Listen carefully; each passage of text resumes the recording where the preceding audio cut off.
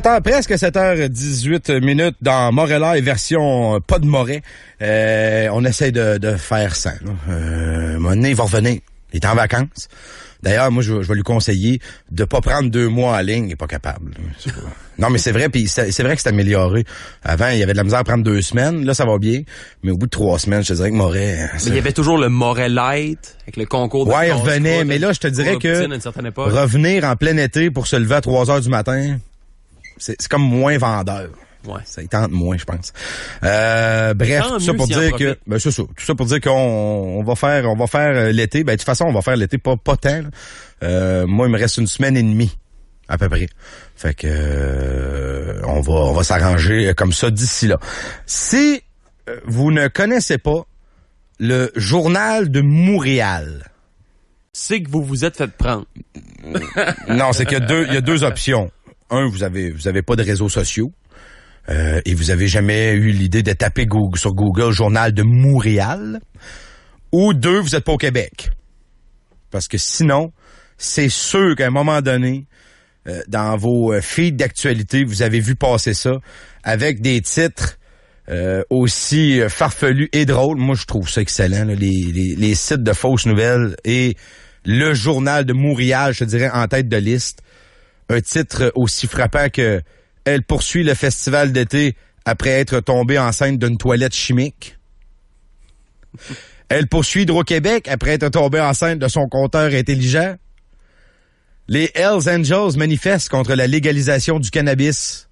Tu sais, des nouvelles complètement débiles. Mais ce qui est le fun, c'est très farfelu. Tu sais, dans le monde, tu sais, mettons, nous autres qui travaillent dans l'actualité, puis à tous les jours, des fois, c'est quand même très lourd dans l'actualité, là. Ah, ça fait tu suis tes réseaux d'information, puis à un moment donné, tu vois ça, puis là, ça te fait décrocher pendant quelques secondes, tu lis ça, puis tu vois, ça fait du bien, ça nous donne un break, puis ça donne un break à l'actualité, souvent, qui est très pesante. Ah oui, puis mais c'est vraiment, tu sais, c'est pas juste des gros titres, il y a vraiment des textes, là. Il y a une job de composition de texte là-dedans, là, puis comme si c'était un vrai reportage. Regarde, celle-là m'a beaucoup fait rire dans les derniers jours. Expulsé d'un Saint-Hubert pour avoir allaité son fils de 43 ans. Mais là, t'as vraiment un texte, tu sais. Saint-Jérôme, comme si c'était une vraie nouvelle, tu sais. Une femme de 74 ans a créé toute une commotion hier en allaitant son fils de 43 ans. C'est très bon. Tout le monde trouve ça très bon. Bon, c'est sûr que t'as toujours une partie de gens moins aiguisés un peu qui pensent que c'est des vraies nouvelles, là, puis qui font pas la lecture du texte puis qui commentent en disant « Oh mon Dieu, ça n'a pas de bon sens! » Mais ça, je veux dire, maintenant, on peut pas se battre contre l'imbécilité à temps plein. Il y en a une gang qui la trouve pas drôle, et c'est le Journal de Montréal. On comprend qu'un a été inspiré de l'autre, mais au-delà de ça, il n'y a pas beaucoup de liens à faire entre les deux. Mais le Journal de Montréal veut faire fermer carrément le site du Journal de Montréal. Et pour en parler, nous allons tout de suite rejoindre le propriétaire du site du Journal de Montréal, Bob Flanagan en ligne. Monsieur Flanagan, j'adore le nom. Monsieur Flanagan, bon matin. Salut JC, salut Pee-Wee. Salut. Comment ça va? Ça va super bien. Nous autres, on s'attendait tellement pas à une réponse du public comme ça. On n'a pas sorti la nouvelle, on gardait ça. Nous, on attendait juste que le Journal de Montréal il fasse une connerie comme ça, puis c'est malade, toute la réponse du public, Mike Ward, tout le monde, Guillaume Lepage, tout le monde est écœuré des scandales liés à la liberté d'expression, encore comme ça. Tu sais, leurs avocats sont vraiment, là, nous, on est des clowns, là, mais eux, c'est des bouffons, là. T'sais, ils ont même pas vu la vague là, qui ont déclenché. Ils ont déclenché un tsunami contre eux autres. Écoute, c'est hashtag je suis Journal de Montréal. Moi, c'est à pleine page Facebook. Là, tout le monde est vraiment un peu dépassé. Et je pense pas que le Journal de Montréal se fait un grand capital de sympathie avec cette action-là. Regarde, on va les regarder là, les accusations. On va te donner la chance de t'exprimer là-dessus. Donc, on a déposé une demande d'injonction à l'effet qu'on veut fermer ton site. On va se tutoyer, ça te dérange pas. On se connaît pas, mais on va se tutoyer, pareil. Ouais, on est des amis. Ben oui, on est des amis. Hein? On est tous des grands amis. Il existe un risque probant de confusion entre les deux noms. Honnêtement, à part si vraiment vous avez un problème de santé mentale, il n'y a pas un grand risque de confusion. Ou à moins d'être dyslexique ou analphabète, là, je pense que c'est comme ça que le Journal de Montréal voit ses lecteurs, comme des gens pas trop brillants. Parce que, honnêtement, tu sais, je te fais des lectures depuis tantôt de grands titres. Tu sais, ça, déjà en partant, ça n'a aucun sens. Là. On le sait que c'est une blague. C'est absurde, c'est beau comment c'est absurde. Nous, on fait de l'absurde, on fait de la parodie, de la satire. C'est un cadeau là, qu'ils nous livrent, là. Ils se tirent dans le pied, là. C'est n'importe quoi. Le département marketing du Journal de Montréal, ils doivent être en tabarnak un matin. Ils doivent pas savoir qu'est-ce qui leur est arrivé, là. Parce qu'eux autres, c'est sûr qu'ils vont ramasser la volée de bois vert, là, ça c'est sûr. On écrit aussi le caractère discutable et potentiellement offensant de cette parodie déprécie l'image de la marque du quotidien, donc du Journal de Montréal. Encore une fois, là, on s'attaque au fait que tu utilises un peu la même typographie puis le même graphisme que le journal. Mais encore là, c'est dans le contenu. Il faut lire l'article. Là, c'est sûr que parce qu'on s'entend qu'on l'a déjà vu, puis toi aussi, c'est sûr que tu l'as déjà vu. Là, des gens qui partagent un article du Journal de Montréal bien sérieusement en criant au scandale. Là. Clairement, ces gens-là ont pas lu le texte. Ils ont lu le gros titre puis ont partagé ça. Puis, les gens qui prennent pas l'attention de lire 3 secondes, c'est pas notre problème du tout. T'sais. C'est de la parodie, c'est clairement de la parodie, c'est clairement de la satire. N'importe qui lit le nom Montréal, il sait que c'est pas une ville, ça existe pas. Fait que tu sais, ils comprennent clairement pas c'est quoi la parodie, le Journal de Montréal. Moi, je pense que parce que je sais que semble-t-il que tu aurais déclaré publiquement qu'il y avait un profit relié à ça. Évidemment, moi, je suis pas contre ça pas en tout. Tu travaillez fort là-dessus. C'est tout légal. Là, de toute façon, on a fait genre 25 000 $, puis en 3 ans, avec le journal, ce qui est carrément du bénévolat, parce qu'on paye un serveur de 500$ par mois. Puis c'est pas nos profits viennent de notre journal en anglais. Ça paye à peine le serveur. Tu peux pas vivre à 1000$ par année séparé à deux. C'est n'importe quoi. Les Québécois sont milliardaires puis ils veulent nous gratter 6 000$. Ça arrivera pas, là. C'est une joke. Là. Mais est-ce que tu as l'impression que le monétaire justifie un peu la poursuite? Parce que ça fait quand même 3 ans, tu viens de le dire que ça existe.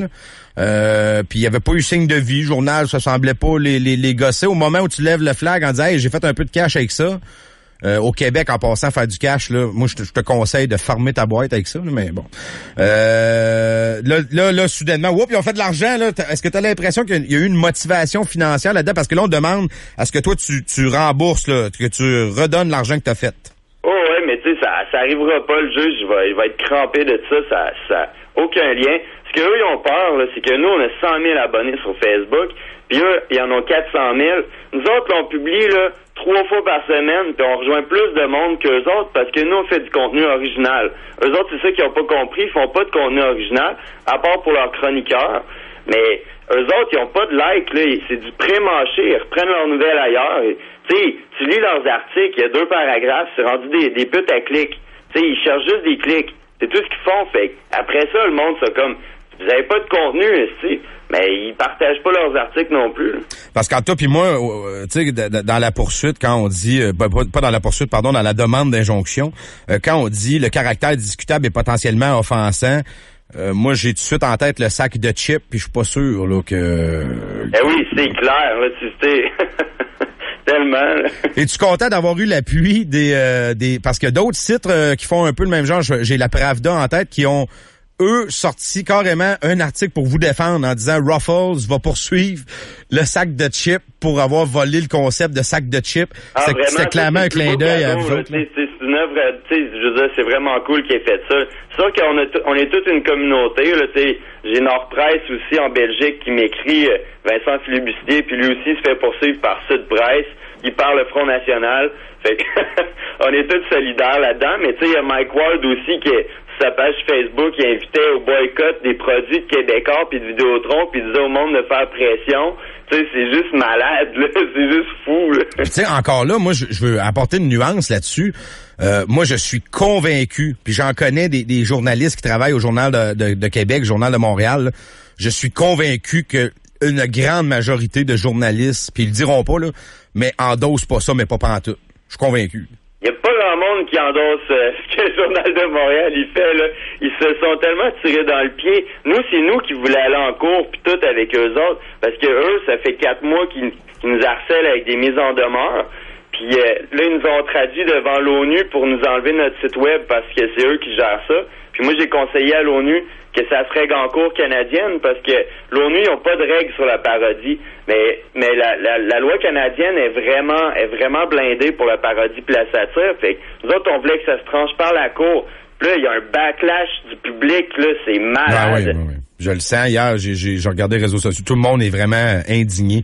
Si vous avez pas compris que c'était une joke, honnêtement, fermez votre Facebook. Là. Vous avez pas d'affaires. Là. Non, mais c'est vrai, ça n'a pas de sens. Hey, ça a commencé il y a 3 ans. Comment ça a parti? C'est toi vraiment qui as eu l'idée de ça? T'avais fait juste un article pour le fun, puis ça a pogné, puis t'as décidé de lancer ça? Ouais, je venais d'embarquer sur Facebook. Moi, j'étais anti-Facebook. Tous mes amis, ils me gossaient depuis des années votant sur Facebook. Puis je suis arrivé là, j'ai fait « Chris, on peut faire des trucs vraiment hot sur Facebook. » Là, j'ai envoyé des publications à des journaux satiriques qui les prenaient pas. Là, j'étais là, je vais partir le mien. Puis ça a parti de même. Puis ça, finalement, le gars anti-Facebook, ça a marché un peu, Facebook? Ouais, puis vraiment. Puis tu sais, c'est fou. Tu sais, je le réalise pas. C'est surréel un matin. Les nouvelles à RDI. Ah oui. 100 000 abonnés, tu sais. C'est juste fou. Tu sais, c'est pas nous le journal, c'est les abonnés. C'est tout le monde qui est derrière ça. Nous autres, on est juste des messagers là-dedans. Puis pour ça qu'on va aller à fond là-dedans. On veut aller en cours. Puis tu sais, c'est pour la liberté d'expression. On veut créer une jurisprudence. Puis là, on va se pogner un bon avocat. Puis si on n'a pas d'argent pour l'avocat, on va faire une campagne de financement puis tout. Mais aujourd'hui, on va aller voir André Jolicoeur de Jolicoeur-Lacasse. Puis lui, ça se peut que ça marche avec lui. Là. Vous êtes encore juste 2 dans le Journal de Montréal? Vous êtes encore juste 2 à travailler là-dessus? Ouais, on essaie de trouver du monde, mais c'est faut que ce soit drôle et créatif, hein? Mais c'est parce que nous, tu sais, au début, nos articles étaient pourris, là. C'est vraiment de la boîte, là. Puis, tu sais, tu t'améliores avec le temps, puis avec le jugement des gens, puis, tu sais, les gens qui commentent, puis tout. Fait que c'est dur d'arriver à un niveau comme ça après, là, tu sais, quand tu pars de nulle part. Fait que c'est dur de recruter du monde. Bob, je sais que tu as beaucoup d'entrevues. Je vais te laisser garder un peu d'énergie pour les autres. Merci beaucoup de nous avoir parlé. Puis sache que, en tout cas, quand je vais parler pour moi, là, moi, je suis absolument à 120% derrière de vous autres. Il y a un moment donné, faut rigoler dans la vie. Puis si t'es pas capable de faire rire de toi, je pense que c'est toi qui as le problème. Vraiment. Le Journal de Montréal, il se mord les doigts le matin. Il sait pas qu'est-ce qui est arrivé. Là. Salut, bonne journée. Salut, Bob. Bob Flanagan. L'adore. C'est drôle parce que on dirait que c'est quasiment rendu une tradition. Ça fait 3 ans en ligne que je lui parle. Il y a 2 ans, je lui ai parlé en remplacement dans le show du matin. L'été dernier, avec Martin Busutil, on y avait parlé également.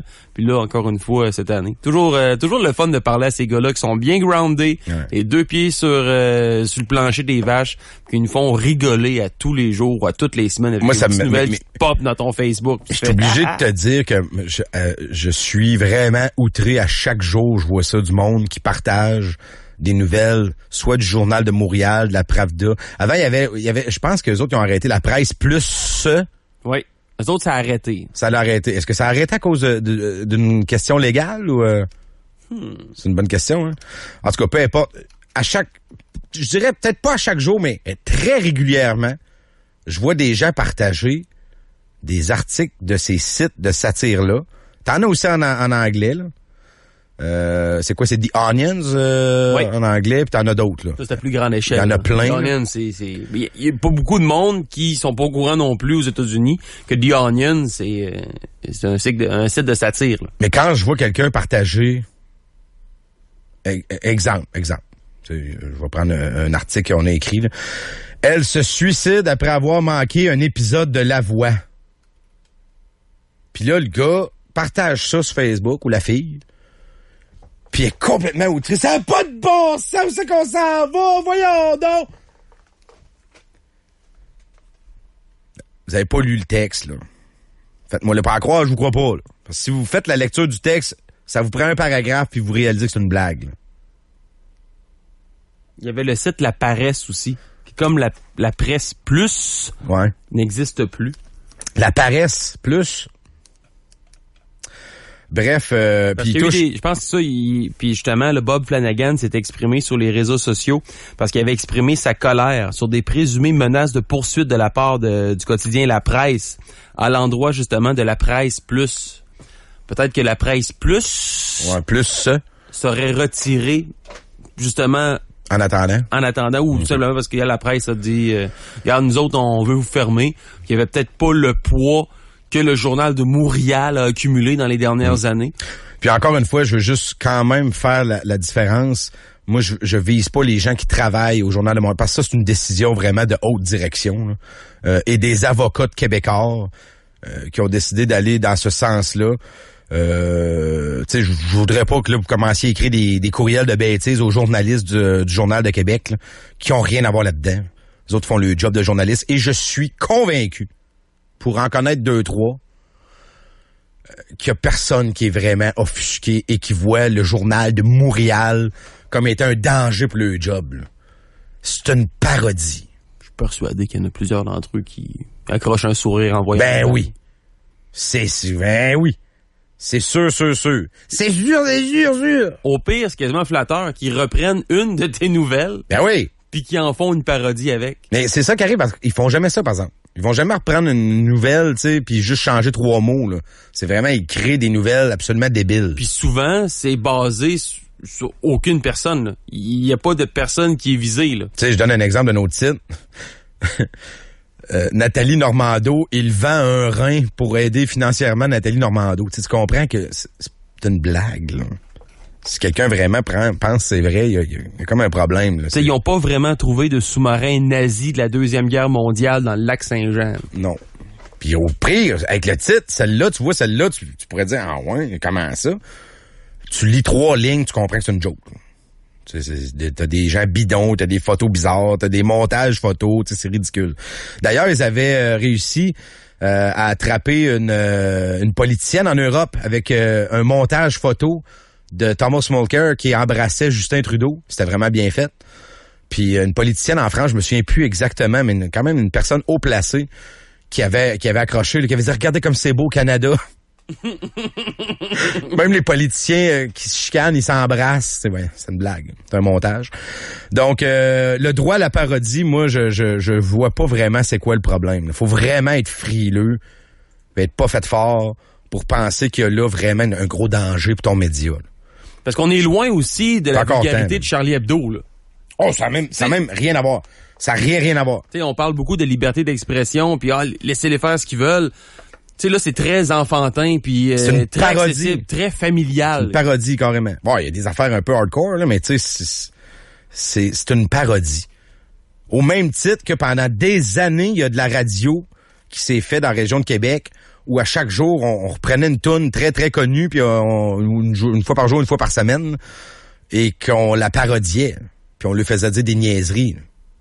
Je sais pas si t'étais un auditeur à l'époque du Zoo puis de la Jungle, mais il y avait pas mal ça, là.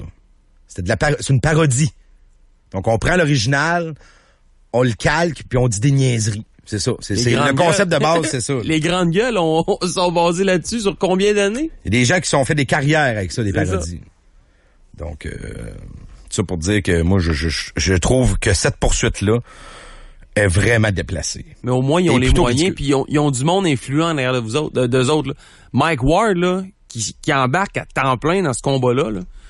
Beaucoup de gens qui appuient. Peut-être justement que la presse plus n'avait pas les moyens, puis on peut les comprendre aussi que quand la presse t'envoie une lettre de poursuite. Oh oui, je comprends que ça shake au début. Là. Tu veux pas nécessairement perdre ta maison. Là. Mais bon, regarde, j'ai hâte de voir la suite des choses. 7h37, on fait une pause. Moret, live. Radio X.